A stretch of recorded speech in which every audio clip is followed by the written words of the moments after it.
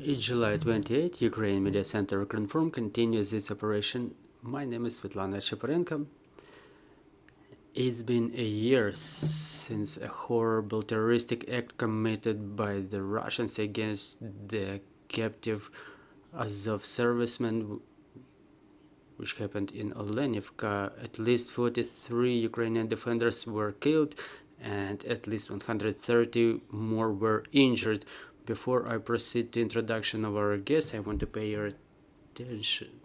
draw your attention to the screen. There is the QR code to the petition, which was created by the families of those killed and injured in this terroristic act.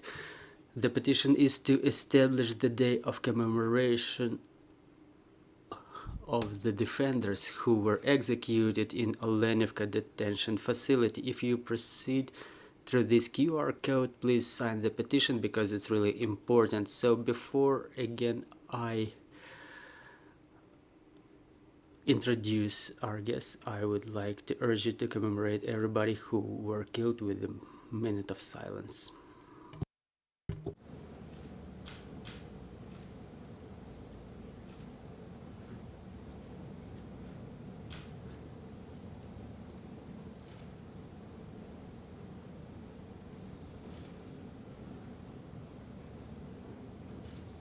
Дякую всім. Thanks everybody.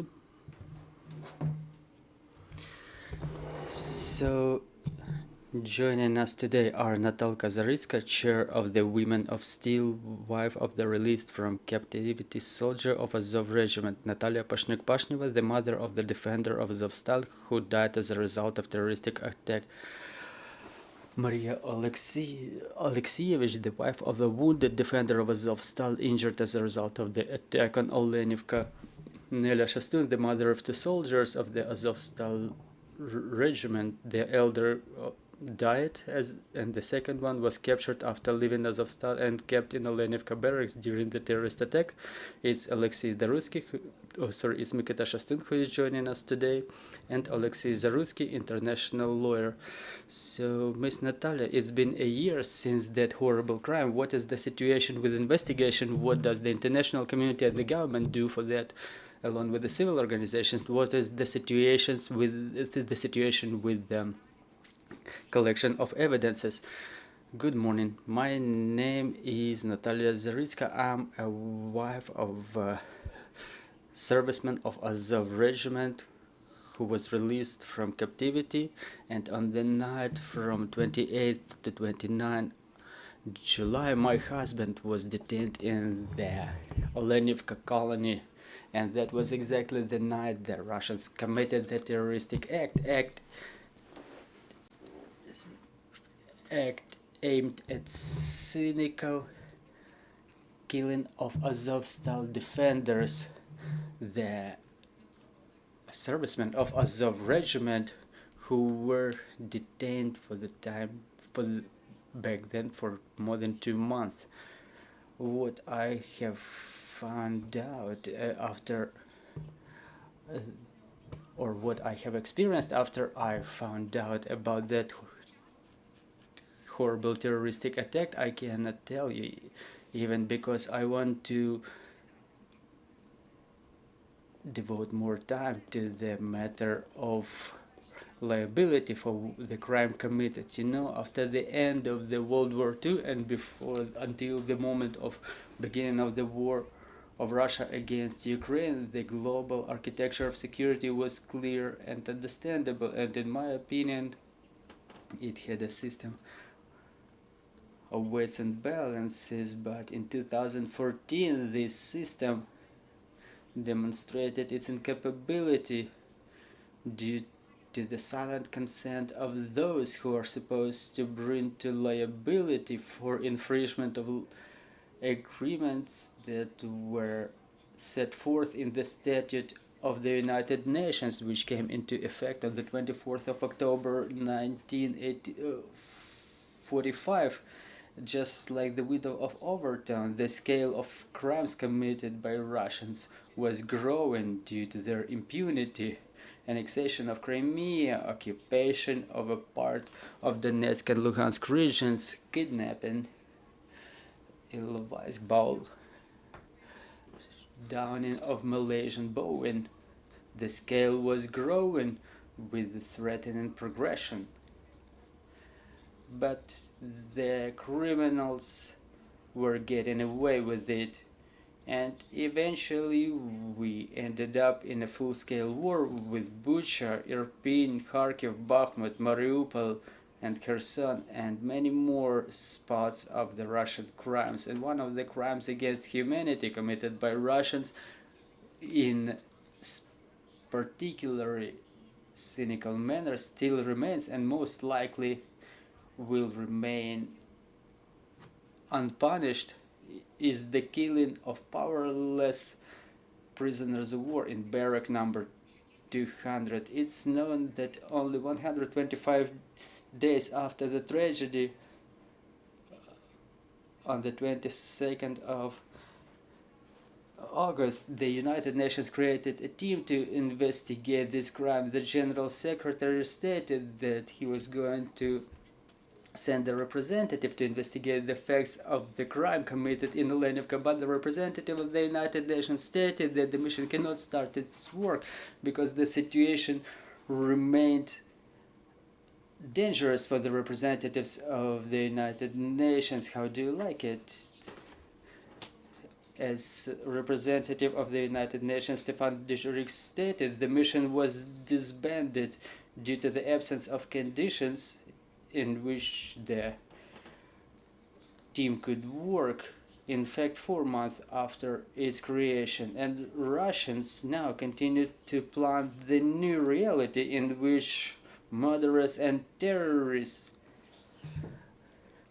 will continue committing the same or even worse atrocities, like detonation of Kakhovka Dam, or even the beginning of the World War III with the use of nuclear weapons without any punishment.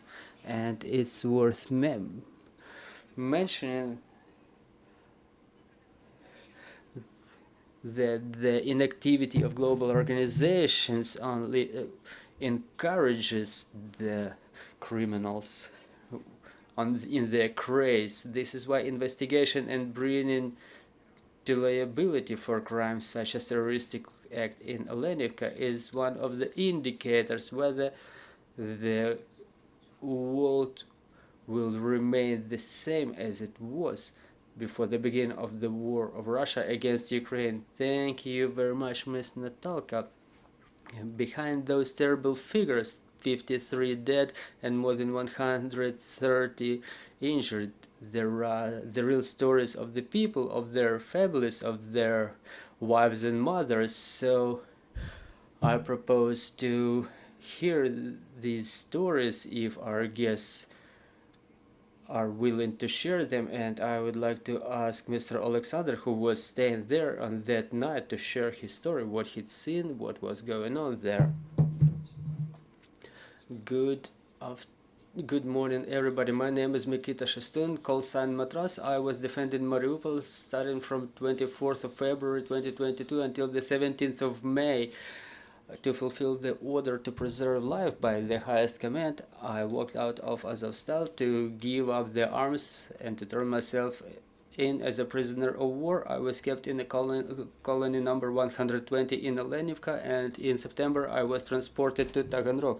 After 2 months upon staying in Olenivka, we were brought a list of with the names of the servicemen who were about to be transported to a different facility. We didn't know why, but we were hoping it would be an exchange. However, our expectations never came true. We were moved to the metal processing facility.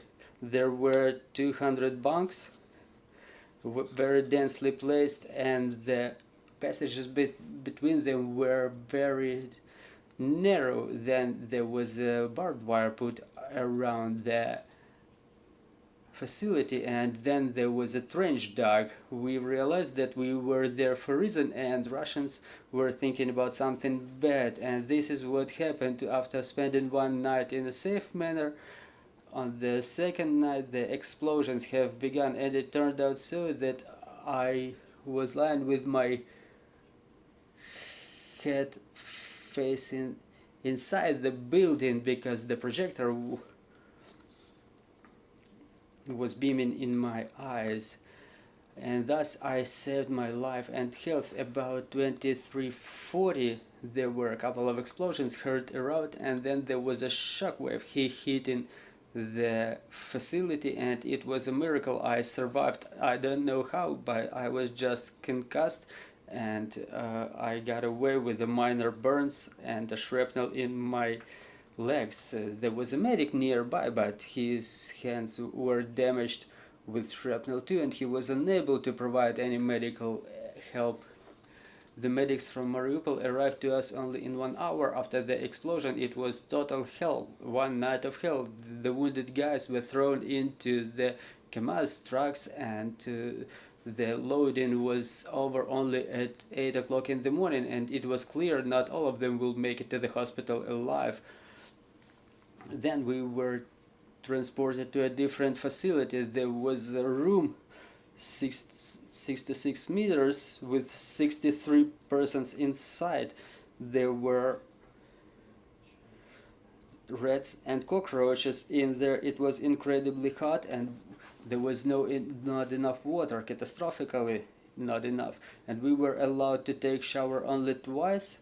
First time after the explosion to wash the dirt from ourselves, and then in 15 to 20 days, and then we were brought to the barracks with our brothers and ours. We were happy about it because we were seeing some known faces. Then in the end of September, I was transported to Taganrog, where I was kept until the 34th of December, where I was kept until the exchange. So I urge everybody who hears my words, the guys who were heroically defending their homeland, their people, should be liberated the soonest possible, because no one will ever believe in justice and unity, about which we continue hearing on a daily basis. Thank you. Thank you very much, Mr. Mikita. Thank you for your deed, for your bravery, for your courage. I would like to give the floor to your mother. Unfortunately, you've lost a brother.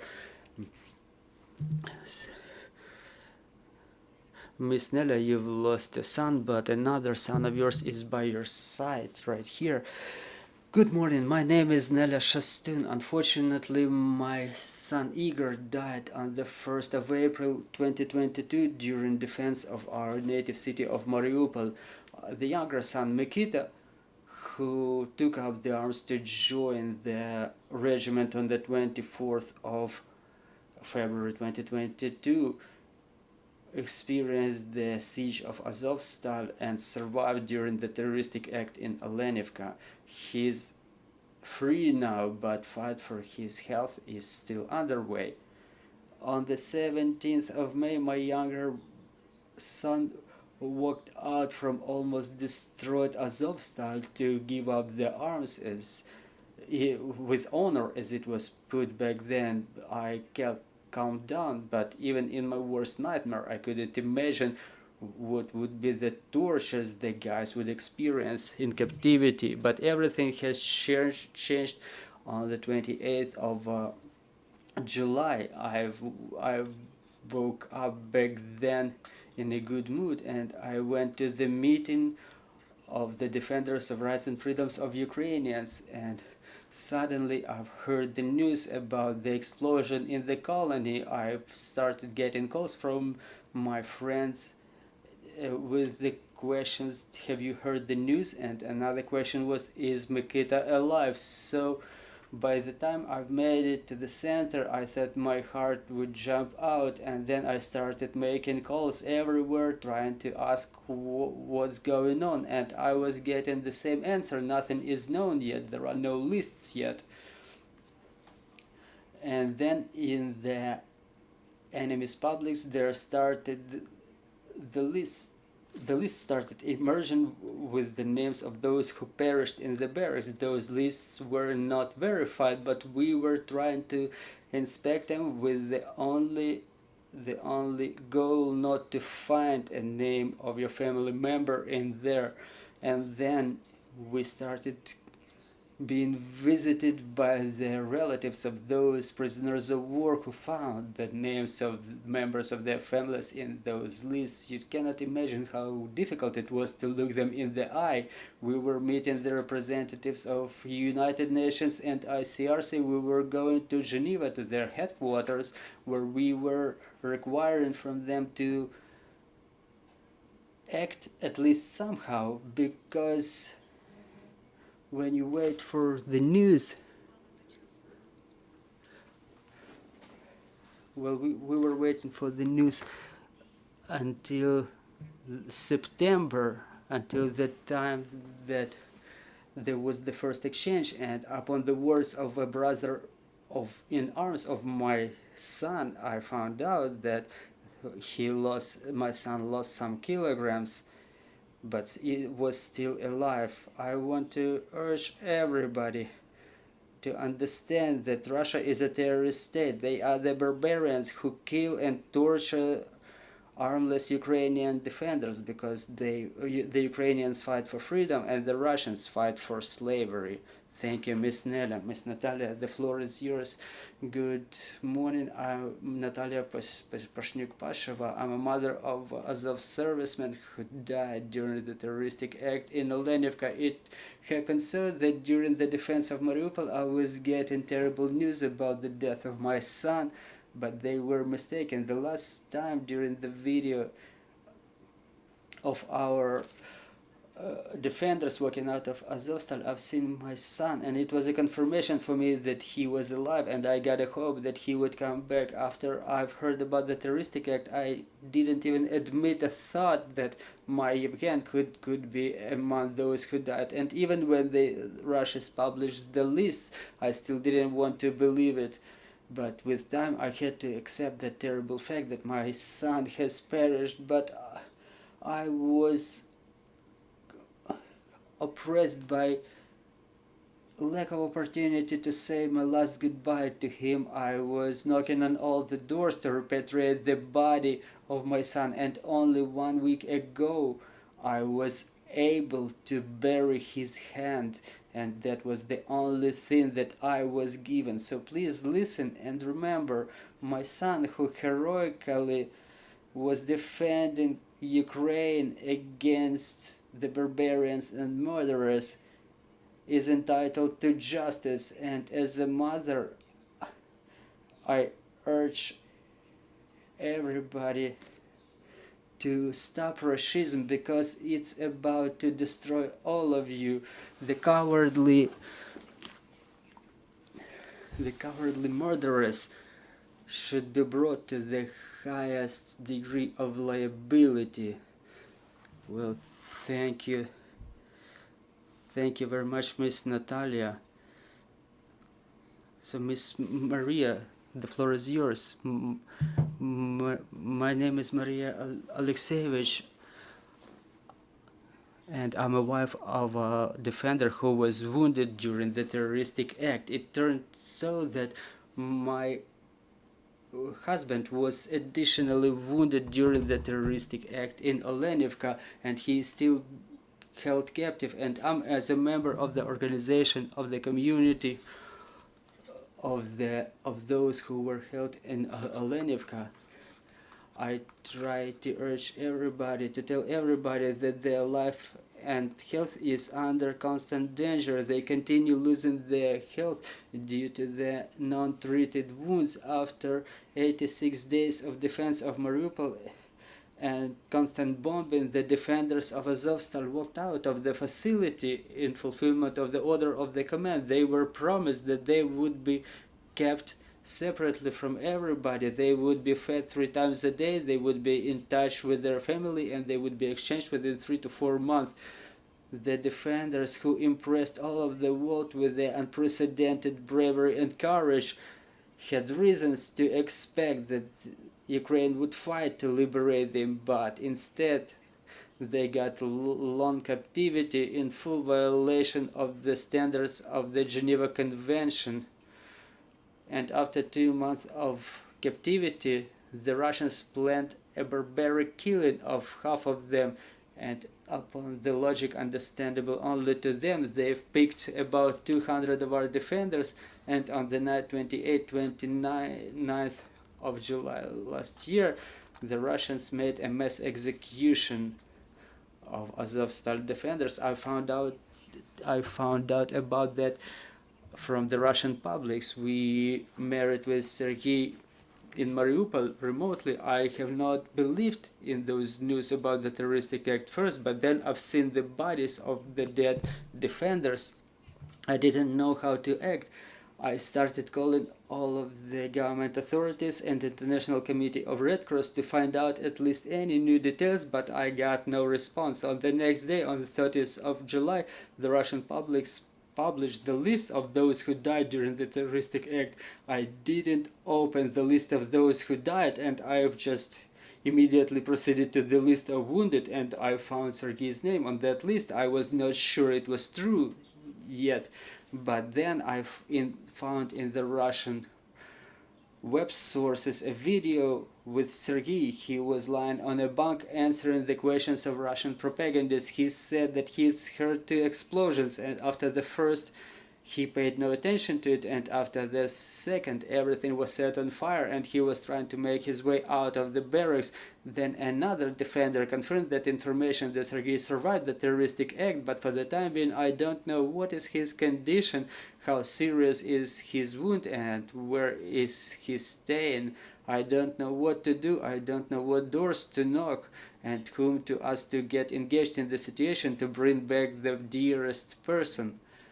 The only thing I know is that every day of captivity takes away his health and his chances to return to normal life. He deserves after what he's done for his homeland, just like his brothers in arms who stay in captivity for more than a year.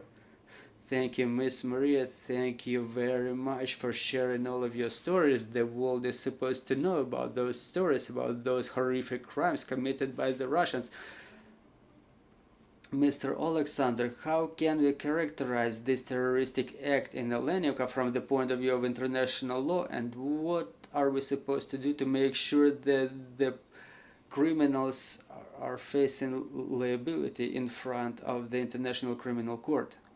Thank you very much. I would like to say that you should remember that those deaths that you've heard about, they remain alive in the minds of those people. It's the fight that you're not seeing from outside. It's a terrible fight and it's very difficult, and there will be more and more of this situation. So please help these people. Please remember that their memories are alive. Nothing is unfortunately over for them. And how can we help here? And one track of such help may be a legal track, because acting lawfully here, we're not talking about some material compensation or something.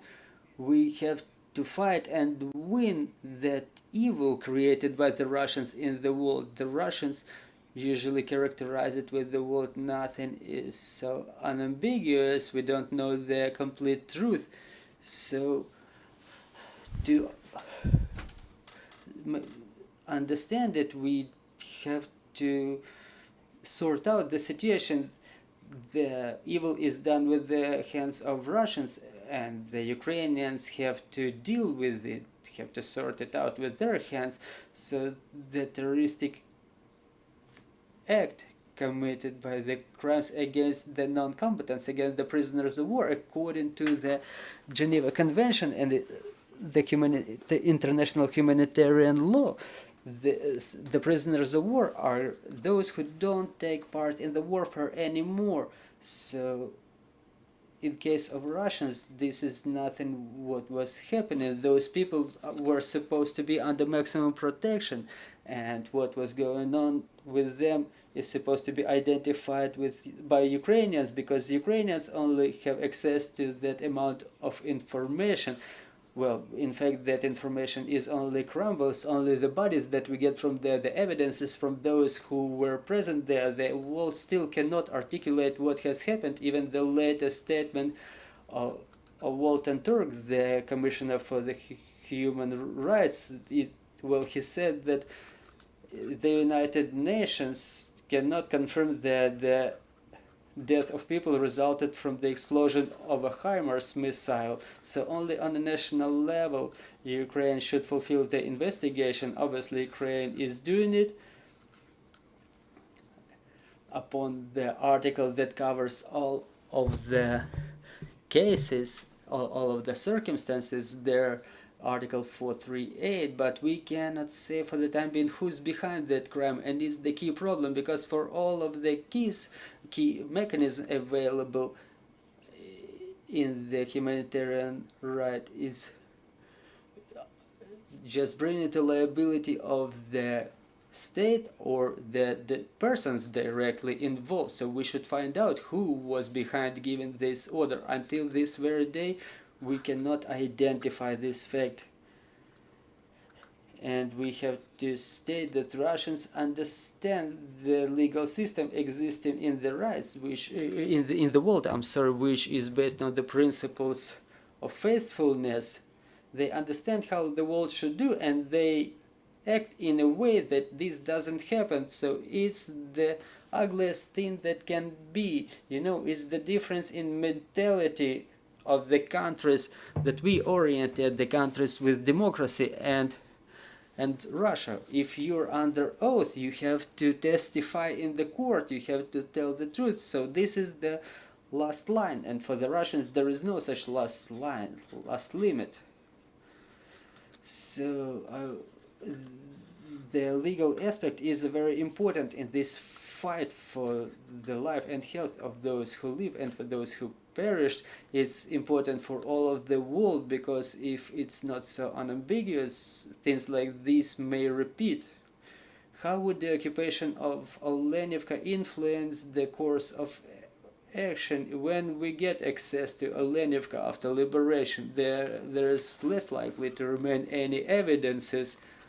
Well, justice is such a thing that is frequently built on cases, and even if you don't know today what it may result in future, you still have to do everything you can today. You have to question those available. Maybe someone would tell you about somebody who could be recognized, and then after you deoccupy the territory, we may find someone else there. So it's a very long chain of unsure moves, but we don't have other options. But eventually some of them may result in some answers. For example, you see Girkin, who was involved in downing of Malaysian Boeing. Who knows what he knows about that event? He's now in Russian prison. Maybe he won't make it until the end of war, but maybe those around him, the miners who have heard something to save their lives, they may share some information. But we have to demonstrate perseverance. Here Ukraine doesn't have a lot of options.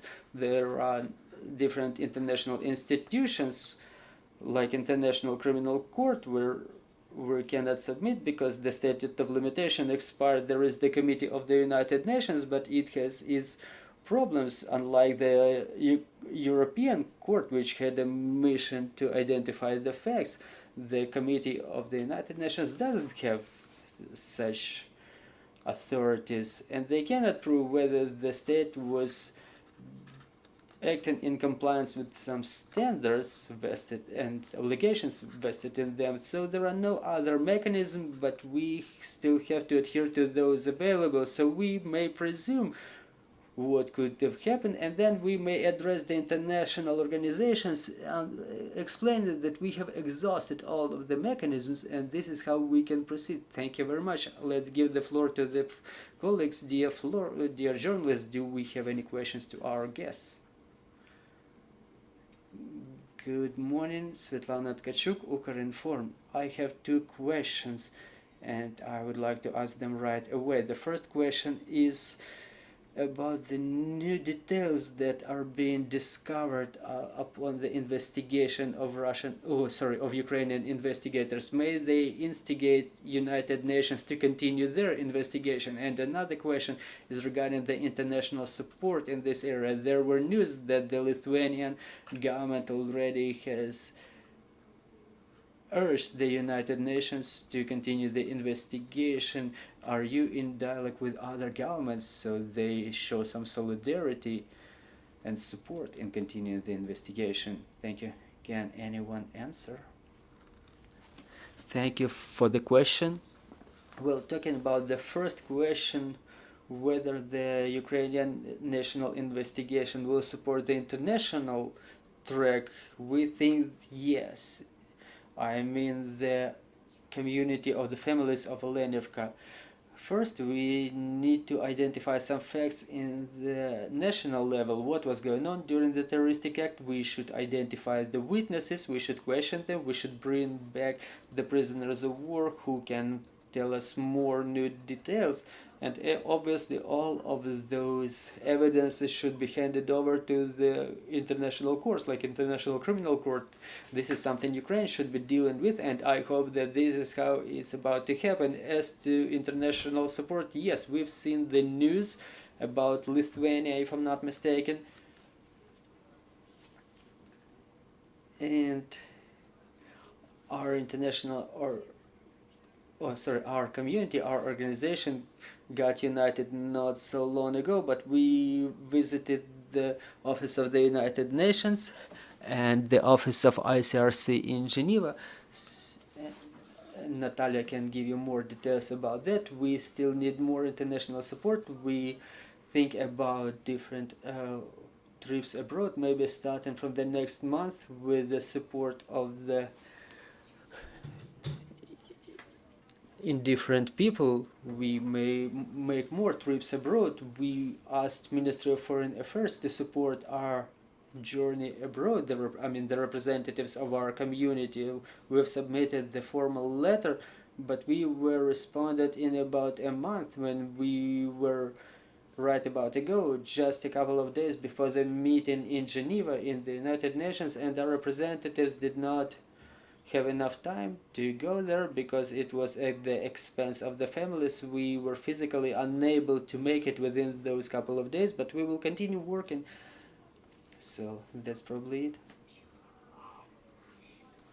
I would also like to add that as our guys are liberated from captivity, there will be more and more details found out. For example, aren't you confused by the fact that in the facility number 200 there were 200 bunks put, that it was a planned act of execution? When I was watching videos in Russian publics, I've seen a person looking like my husband with his body burnt. It was a puzzle to me why some of the bodies are scattered around with their limbs torn away and others were just looking intact and burnt. And my husband, as he got out of the captivity, he told me that all the facility was soaked with oil, and such details, they give more and more tips that international investigation is still needed. Talk to Mikita. When he tells some details, my hair starts trembling, and it's the clear indicator that there should be an investigation. Thank you very much. Do we have any more questions? Yuri Boy, Channel 5. Mr. Alexander, I have a question to you. There is information that the Security Service of Ukraine made a statement that they served the note of suspicion to the former director of Olenivka Colony. Can this investigation of Ukraine stimulate the International Criminal Court, for example, to initiate new investigations? And to what extent in these conditions, when Ukrainian-Russian war is in active phase, is it possible to bring to liability of those guilty, I mean the Russians. Thank you for your question. I have to tell you right away that within this period of war, Ukraine is expecting for support from International Criminal Court, but we have to realize that many things depend on ours, and justice is one of such things. When you've asked about the International Criminal Court, we have to understand that it's a complementary body. It has no national jurisdiction. There are 4 types of crimes that are contemplated by the Roman statute that ICC can investigate. Yet another crime is now the crime of aggression, but the government of Russian Federation cannot be brought to liability because they are not part of the crime, but such as crimes of genocide, crimes against humanity, they can be brought to liability in such types of crimes. But it may be happening when the state itself cannot do it. Either they connive to the guilty party, or otherwise they don't have access to some important things, so the condemnation cannot juxtapose the legal processes, because it's the legal proceedings. Even international level, it's still a classic court proceedings. There are defendants, there is the accusing party. When it's all in the disposal of Ukraine, we should not expect it to be done additionally by International Criminal Court. So I still think that it all should be solved on the level of Ukraine, because we have the most details possible, helping to Ukraine in collection of evidences. This is what the international community can do. I mean, some informal information that the special services may have to help find the key witnesses, but given the tragic nature of the situation, as I've mentioned, everything that is of pain to us when I hear these stories is that those people, they will continue living through that experience again and again. And for investigation, those who are out of their captivity, the investigators should continue monitoring internet, and then they should say that I remember there was such a situation. They should support the investigation. So it requires those people who've already experienced it to continue experiencing it. You know, I don't know how they can find enough strength to do this, but still, I don't want to compare this situation to Holocaust, but you know, in Washington there is such an intense museum dedicated to Holocaust, and I was impressed in the hall dedicated to the Nuremberg process. There was a big picture of the lawyer's room filled with papers, huge piles of paper, and there is a beautiful caption in there that we should identify impossible facts with credible evidences. So this is the situation that we end up in here today. We should not rely on it being done by some international organizations for us. Thank you very much. But I would like to ask, to what extent is the Ukrainian judicial system capable of bringing, for example, that director of the colony to at least some level of liability? Well, talking about the director of the colony, it's easy, you know, that well, it's easier because even the United Nations recognized the non-compliance with this Geneva Convention in terms of conditions of captivity. You know, there was no supply of water or food. Well, even the director of the colony can say that he was not aware of what was happening. You know, there's a lot of Russian military, LPR, DPR there. If we find out that someone is involved there, the Russians may say that if there are DPR, LPR representatives involved there. Russians may say that they have nothing to do with it. They know exactly how to turn justice into absurd. So the chances of bringing to liability of the director of colony are quite high, but the question who committed the terroristic act, who's behind it, well, no one has any versions about that so far. Well, what I also wanted to act, as Nelia mentioned, that Russians, they fight for slavery and we fight for freedom. And in our civil organization, Women of Steel, we feel the power and we're not going to stop. We're going to continue. We'll continue joining the families of those who died, who were wounded, because we are involved in this problem. We live with it every day. And today, you know, when I was reading some historic books about Schindler's List, Auschwitz, and when Mikita was telling me how about the wounded ones being loaded on the truck, that reminded me of Auschwitz. And today you have the unique opportunity behind that terrific flow of horrible facts. You have the unique opportunity to talk to the witness of this horrible tragedy, of this crime against humanity, with Mikita, with mother of dead soldiers, with the wives of the wounded soldiers, and behind their backs there are dozens, there are hundreds, there are thousands, and the government authorities with whom we communicate, we're not gonna leave them alone. I'm telling you as a woman of steel. Thank you very much.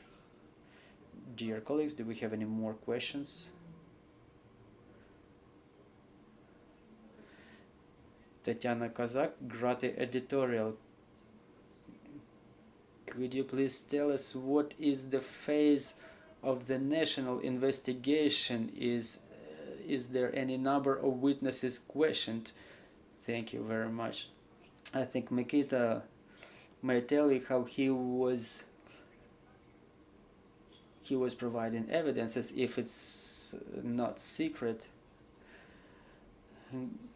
Good morning. Yes, the work is underway, but unfortunately we cannot disclose any details until the investigation is still underway. Thank you, thank you. Now that we do not have more questions, I urge you once again to sign the petition behind the QR code to establish the day of commemoration of the defenders killed in Olenivka Colony. It would be our small contribution to make sure that the memory of our defenders remains for years, for centuries, and this terroristic act is remembered for years. I want to thank our guests for your bravery, for your courage. I hope your personal victory is about to come, just like our common victory. Ukraine Media Center Ukrinform will continue its operation at 1400. We will talk about the situation in Zaporizhzhia nuclear power plant. Thank you for being with us.